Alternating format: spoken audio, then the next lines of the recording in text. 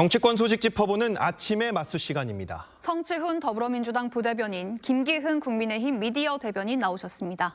안녕하세요. 안녕하세요. 이재명 대통령이 이틀간 부산을 찾으면서 야당은 선거 개입이라고 반발을 하고 있습니다. 영상 먼저 보고 오시죠. 국민주권 정부는 김영삼 대통령께서 꿈꾸었던 개양강국 대한민국으로의 힘찬 도약을 앞당길 것입니다.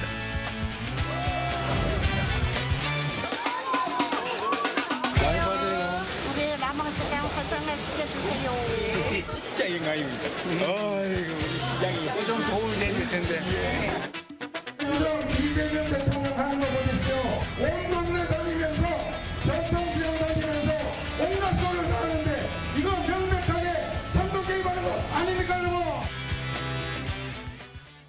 이 역대 대통령 모두 선거 앞둔 시점에서 지역 행보를 했던 전례가 있고 그때마다 당시의 야당에서는 선거 개입을 주장을 해왔었습니다. 이번 이재명 대통령의 행보에 대해 청와대는 국정의 일환이라고 밝혔는데 국민의힘에서 이번 이 이재명 대통령의 행보 이걸 선거 개입이라고 보는 근거가 뭡니까? 아무래도 노골적으로 지금 부산을 포함한 영남 쪽에서 민주당 후보가 조금 접점 양상, 원래는 크게 이길 거라고 생각했는데 현실은 그렇지 않습니까? 그러다 보니까 대통령이 너무 자주 가고 선거 코앞에 가고 있기 때문에 이 문제가 있고요. 저희는 이겁니다. 국정의 일환이라고 말씀하셨는데 이재명 대통령은 항상 선택적인 것 같아요.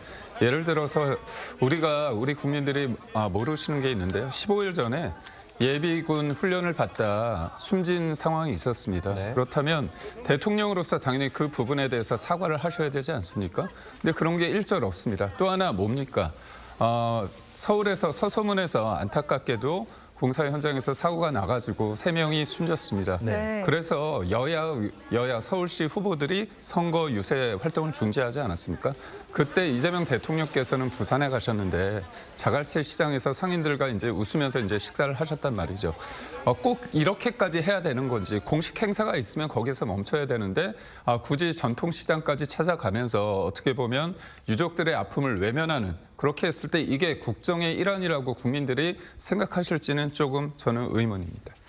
네, 조금 전에 화면으로 보셨지만 이 대통령이 최근 열흘 동안 영남을 여러 차례 방문했고 특히 부산에는 이틀간 머물면서 최대 격전지에 계속 가는 거, 그러니까 이제 야당에서 선거 개입이라고 주장을 하는 것 같은데 어떻게 반박하시겠습니까?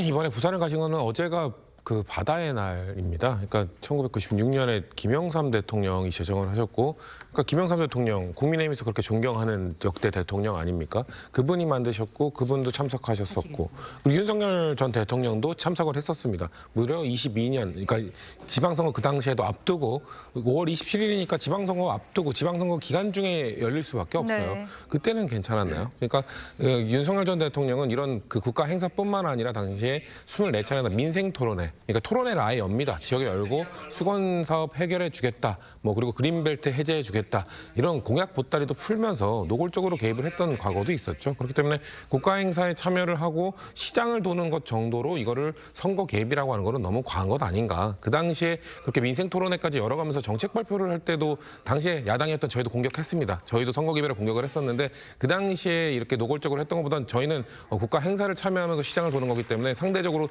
훨씬 덜하다고 보고 있음에도 불구하고 이것을 뭐 국가 지금 사고가 났는데 거기서 그럴 수 있느냐, 어떻게 이렇게 돌아다니느냐 하는 거는 너무 대통령 보고 선거 기간 때마다 아무것도 하지 말라는 소리나 다름없다라고 저희는 말씀드릴 수밖에 없을 것 같습니다. 네, 어제 박근혜 전 대통령도 부산 지원 유세에 나서면서 그러니까 선거를 일주일 앞두고 같은 날에 전현직 대통령이 부산을 찾은 모양새가 됐는데요. 영상 보고 이야기 이어가겠습니다.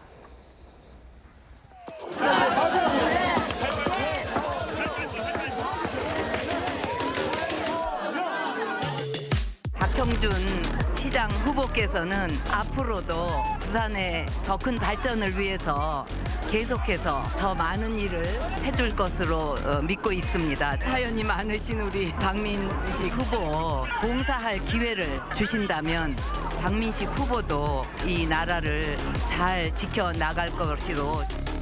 탄핵당한 대통령이 지금도 부끄러움을 모르고 돌아다니고 있는 모습, 저러니까 내란 옹호 정당, 윤 어게인 정당 이란 소리를 듣는 게 아닌가. 네, 들으셨듯 민주당은 부끄러움을 모른다면서 박근혜 전 대통령의 등판을 강하게 비판하고 있는데 현장에서 느끼시기에는 이 박 전 대통령의 지원 유세가 좀 도움이 되고 있습니까?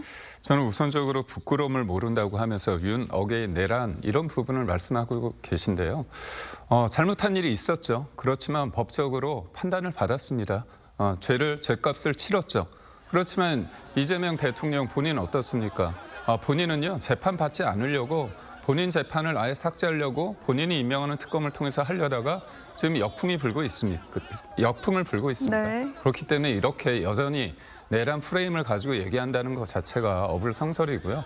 왜 지금 많은 사람들이 박근혜 전 대통령에 대해서 이렇게 환호를 하고 박근혜 전 대통령이 이렇게 등판할 수밖에 없는 상황은 뭐냐면 제가 앞서 말씀드린 것처럼 대한민국에 있어서 대한민국이 과연 제도와 시스템을 통해서 운영되고 있는가에 대해서 의문입니다.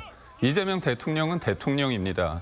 국민의 어떤 그런 위임된 권력을 본인이 왕이 아니거든요. 그런데 본인의 어떤 목적을 위해서 쓰고 있다는 것이 명백하기 때문에 그런 어떤 공간이 생긴 겁니다. 그리고 박근혜 전 대통령에 대해서 보는 것들이 일종의 그게 감정적인 부분이 있습니다. 박근혜 전 대통령 생각하면 박정희 전 대통령 생각할 수밖에 없고요. 대한민국을 지금의 대한민국으로 만든 사람이 누굽니까? 그런 부분이 있고요. 또 하나는 박 전 대통령의 부모님 어떻게 됐습니까? 흉탄으로 부모를 여의게 됐는데 그 부분에 대한 안쓰러움, 연민 그런 것들이 복합적으로 작용되는 거고요. 그렇기 때문에 사람이 몰리고 그다음에 사람들은 저런 몰림을 통해서 이번 선거에서 국민의힘이 이길 수 있다는 어떤 지금의 정부에 대한 어떤 분노와 어떤 불만이 있지만 그게 이길 수 있다는 기대와 합쳐지면서 선거 당일 투표로 이어질 수 있다고 저는 봅니다. 네, 이 박근혜 전 대통령의 과거 별명이 선거의 여왕이었습니다. 이 민주당에서는 이번 박 전 대통령의 등판이 표심에 얼마나 영향을 좀 미칠 걸로 보십니까? 뭐 큰 판세를 뒤집을 만한 영향은 없을 거라고 보고 있습니다. 말씀하신 것처럼 박 전 대통령에 대한 뭐 다양한 감정들을 갖고 계신 분들이 특히나 고령층에 많이 있죠. 근데 그런 분들이 박 전 대통령이 이렇게 선거운동에 나서고 있으니 내가 원래 민주당 찍으려던 마음을 바꿔서 국민의힘 후보를 찍어야겠구나라고 생각하시는 분은 거의 없을 겁니다. 네. 다만 박 전 대통령의 영향력이라 함은 아마도 투표율에는 영향이 있을 수도 있다고 생각합니다. 아무래도 지방선거가 대한민국의 3대 선거 중 투표율이 가장 낮은 지금까지 역대 기록을 보여왔기 때문에 네. 보수층의 결집, 보수층이 좀 내가 이번에는 좀 장동혁 지도부나 국민의힘 마음에 안 들어서 투표장 가지 말아야지 했던 분들을 일부 투표장으로 오게 하는 효과는 있을 수 있으나 그런 효과도 전 그렇게 크지 않을 거라고 보기 때문에 박 전 대통령 당연히 시장 가면은 보수 지지층들 당연히 열광하고 좋아하는 건 맞습니다만 선거 판세에 큰 영향을 주지 못할 거라고 저희는 보고 있습니다. 네, 부산시장 판세 여론조사마다 엇갈리고 있고 이 토론회에서는 거짓말 탐지기까지 등장하면서 후보들 간의 난타전이 벌어지고 있습니다. 자, 근데 일각에서는 장동혁 지도부가 중심이 돼야 되는데 이 선거를 오히려 박근혜 전 대통령이 이끌고 있는 거 아니냐 이런 얘기도 나오는데 이 부분은 어떻게 보십니까? 저는 원래 선거에 있어서 지방선거 있을 때는 후보 중심으로 갈 수밖에 없고요. 중앙 지도부 같은 경우는 중앙에서 선거는 제일 중요한 게 후보 중심적으로 가지만 그 정책과 메시지가 되게 중요합니다. 그렇다면 지금의 선거를 어떻게 볼 것인가 보면 제가 볼 때 4가지 메시지가 가능하거든요. 네. 공소 취소 특검에 대한 얘기가 나올 수밖에 없고요.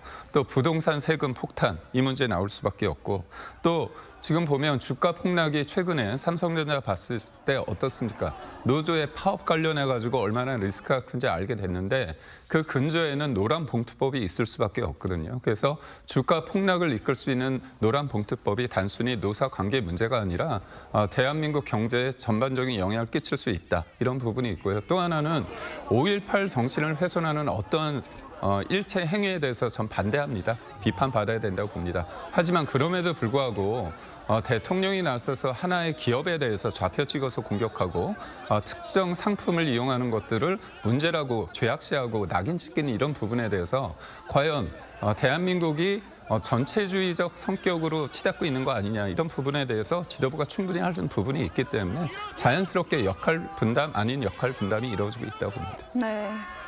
네, 이 전직 대통령들의 활약 다양한데요. 이명박 전 대통령도 오세훈 후보와 함께 청계천에 등장을 했고 문재인 전 대통령은 조국 후보의 SNS에 좋아요를 누르면서 공개 지지에 나선 거 아니냐 이런 해석까지 나오고 있습니다. 이번 선거가 진영 간 또 일종의 개파 간의 대리전으로 흘러가는 거 아니냐 이런 평가까지 나오던데 이 부분에 대해서는 좀 어떻게 생각을 하십니까? 뭐 양진영 모두 끌어올 수 있는 그 전력들을 다 최대한 동원하고 있는 거죠. 다만 문재인 전 대통령의 뭐 SNS 좋아요 정도는 뭐 선거의 뭐 지지 표시 뭐 이렇게까지 보는 건 너무 과한 것 같고요.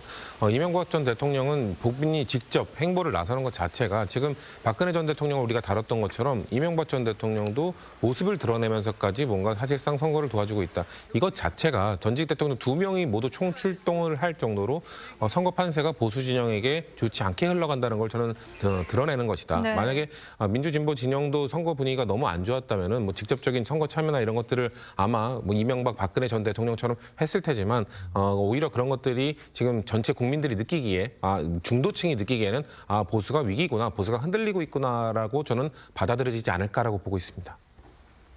네, 다음으로 호남 민심도 살펴보겠습니다. 전통적으로 민주당 텃밭으로 분류되는 호남 곳곳에서 무소속과 조국혁신당 후보들이 선전을 하고 있다는 평가가 나옵니다. 몇 군데 한번 살펴보면 이 순천시장 여론조사에서 노관규 무소속 후보가 민주당 손훈모 후보의 오차범위 밖에서 앞서고 있고요.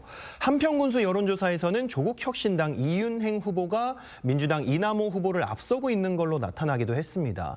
이 텃밭이 좀 흔들리는 모습이 보여지고 있는데 이런 부분을 민주당에서는 좀 어떻게 바라보고 있는지 궁금합니다. 뭐 예의주시해야죠. 근데 순천시장 같은 경우는요. 2010년 이후에 지방선거 5번 있었는데 4번이 무소속이 당선이 됐습니다. 그 정도로 늘 약간 민주당 후보가 아닌 무소속 후보가 좀 활약하던 부분도 있고요. 네. 물론 순천시장 이외에 다른 기초단체장 부분에 있어서도 민주당의 강세 지역인 호남임에도 불구하고 우리 당 후보가 지금 여론조사에서 좀 밀리는 경우가 많이 나오는 것 같습니다. 아무래도 호남 지역에서는 국민의힘 후보나 국민의힘 후보가 없거나 아니면 좀 그렇게 뚜렷한 지지세를 드러나지 못하고 있다 보니까 호남 유권자들이 봤을 때는 민주당 말고 무소속 후보나 다른 후보들도 좀 공정하게 평가를 하면서 마음 편하게 좀 이렇게 투표를 던지는 것이 아닌가. 그럼에도 불구하고 지도부가 좀 그래서 호남에 역대 지방선거 중에 이렇게 많이 공을 들인 적이 없는 것 같아요. 그래서 네. 방문도 많이 하고 하면서 좀 민주당의 그 전통적인 지지층이 결집할 수 있도록 노력을 하고 있으니까 그런 것들이 좀 표심에 영향을 주지 않을까라고 기대를 하고 있습니다. 네, 순천에서 무소속 후보가 많이 당선했다고 말씀 주셨는데 야권 인사라기보다는 이제 공천을 받지 못한 여권 인사인 경우가 많은데 이렇게 민주당 지도부도 고전하고 있는데 이 표심이 국민의힘으로 오지 않는 거 이 부분은 좀 어떻게 노력하고 계십니까? 저희가 더 낮은 자세로 임해야 된다고 보고 있고요. 전남 지사 후보로 이정현 전 의원이 지금 도전을 하고 있습니다. 어려운 상황입니다. 그렇다면 저희가 이게 선거 때만 이렇게 찾아뵙고 잘하겠다는 게 아니라 평상시 잘하는 게 무엇보다 중요하고요. 이른바 이제 동진 정책이라고 해서 저희 경상도 TK 쪽에 있는 지역 의원과 호남 지역의 어떤 당협위원장, 그 지역과의 어떤 자매 결연을 통해 가지고 여러 가지 현안에 대해서 같이 책임성 있게 하는 부분이 있는데 더 노력을 해야 되고요. 이번에 호남에서 저는 이정현 후보가 어느 정도 또 선전할지 네. 그게 또 관전 포인트라고 봅니다. 네, 이 전북에서도 민주당 이원택 후보와 민주당에서 제명된 뒤에 무소속으로 출마한 김관영 후보가 치열하게 맞붙고 있습니다. 이재명 대통령과 사전 교감서를 두고도 신경전이 이어졌는데 관련 이야기 듣고 오시죠. 갑자기 예기치 못한 이런 일 때문에 무소속으로 출마를 제가 해야 될 만한 상황이기 때문에 그 부분에 관해서는 대통령께 말씀드리는 것이 저로서는 또 도리 아니겠습니까? 김관영 후보와 통화한 적이 없습니다. 대통령과 청와대는 선거와 관련해서 어떤 특정 후보와 상의나 교감 같은 것들을 하지 않습니다. 그러면 김관영 후보는 거짓말을 했거나 뭐 거짓말은 아니라 하더라도 엄청난 과장을 했거나 이런 거 아니겠습니까? 이거에 대해서 김관영 후보는 책임을 져야 할 것입니다. 네, 보셨듯이 대통령께 말씀드리는 게 도리라면서 이 김 후보가 무소속 출마 전에 이재명 대통령과 이야기를 나눴다는 취지의 어떤 사전 교감설이 불거졌습니다. 당연히 청와대에서는 이재명 대통령과 김 후보가 통화한 적이 없다 이렇게 선을 그었는데 이 부분에 대해서 저렇게 지금 말하는 게 어떤 상황인지 좀 궁금하거든요. 아무래도 지금 전북도지사 선거 자체가 지금 정청래 지도부에 대한 비판 여론 이런 것들이 지금 김관영 후보의 표로 좀 몰리다 보니까 좀 오버 오버를 하신 것 같습니다. 전 매우 부적절한 발언이라고 생각을 하고요. 교감을 했을 리도 없고 아까 청와대에서의 입장이 그냥 표면적으로 그냥 일상적으로 하는 게 아니라 당연한 겁니다. 그럴 가능성이 없습니다. 아마도 김관영 후보의 입장에서는 본인이 일방적으로 뭐 문자나 이런 것들을 보냈을 수는 있죠. 네. 저 출마를 고민하고 있습니다. 출마를 나갑니다라는 연락을 했을 수는 있습니다만 그것을 교감이라고 과장해서 하면서 뭔가 이재명 대통령이 높은 국정 지지율을 기록하고 있다 보니까 대통령 지지자들을 호남에서 본인의 표로 끌기 위해서 좀 오버를 하신 것 같은데 저런 것들은 매우 부적절한, 오히려 이재명 대통령의 지지자들 입장에서는 대통령에게 저렇게 부담을 주는 발언을 한다고 하고 오히려 안 좋게 볼 수도 있기 때문에 저는 실수하신 거라고 말씀드리고 싶습니다.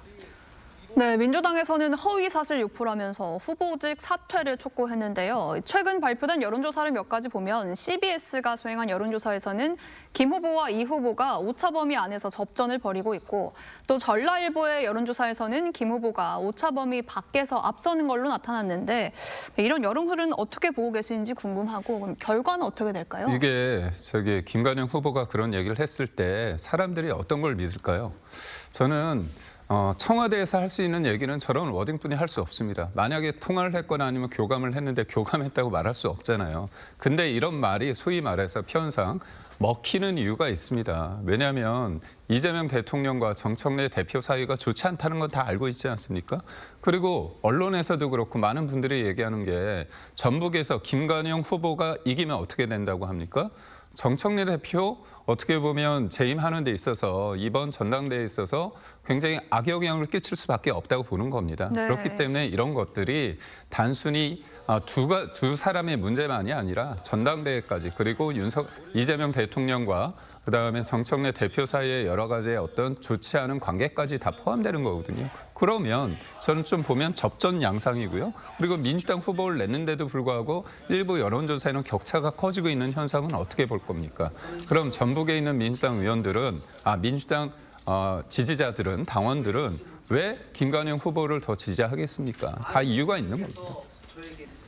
네, 방금 김 대변인께서 이 선거 결과에 따른 정청래 대표의 어떤 악영향에 대한 이야기를 했는데 이 부분은 좀 어떻게 생각을 하십니까? 전북지사 선거 결과가 만약에 김관영 후보가 당선이 된다면 저희는 당연히 그럴 일이 없길 바라고 그럴 네. 거라고 생각합니다만 타격이 있을 수밖에 없죠. 왜냐하면 그 호남에서 광역단체장 선거를 저희가 무소속 후보에게 내준 적은 없거든요. 아까 말씀드린 호남에서 그런 일이 종종 있다는 건 기초단체장 경우엔 그랬지 네. 광역단체장에서는 그런 적이 없기 때문에 만약에 그런 일이 발생한다 그러면은 지도부에 대한 책임론이 있을 수밖에 없죠. 다만 지방선거는 전국선거이기 때문에 그 전북 지역 하나만으로 평가받지는 않을 겁니다. 아마 근데 처음에 이제 15대 1 뭐 이런 긍정적 평가가 있다가 전체 선거 결과가 어떻게 나오느냐에 따라서 아마 판단을 할 것이고요. 당연히 8월 전당대회 때는 어느 정도 소폭의 영향을 미칠 수밖에 없다고 봅니다. 왜냐하면 민주당의 당원 중 호남 당원이 거의 30%가 넘기 때문에 그런 것들을 예의주시하고 그런 것 때문에 아마 지금 지도부에서 호남 선거에 조금 더 공을 들이고 있는 걸로 봐주시면 될 것 같습니다.